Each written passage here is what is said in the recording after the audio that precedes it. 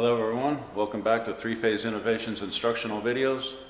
Previously we had a 4-wire delta. You can always put one neutral in a delta, just one, but when you do, that's going to shift your coils around and you're always going to have a higher wild leg somewhere in that delta. In this video we're going to show you a 3-wire delta. This is a straight 240 bank. We took the neutral out. So as you can see from phase to phase, we're getting 244, 241, 239. What would I read if I go from phase to neutral? 117, 114, and 116.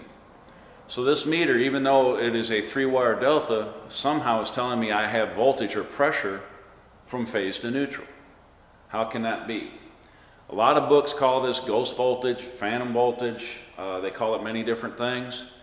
But when dealing with the delta banks, there's always a capacitance that goes on. And the meter just didn't know how to handle reading phase to neutral. But if you'll notice, a lot of meters now will have a low impedance setting. Using this setting on the meter, it will correct your phase to ground voltage in the meter itself and tell you exactly what you're supposed to be reading, which is almost zero. So that's just a little trick of what these meters can do now with these new low Z settings. If you have one, you see it on there. But you got to account for that because that voltage truly isn't there in a 3-wire delta, but a lot of books call it a ghost or phantom voltage due to that capacitive charge in a delta bank.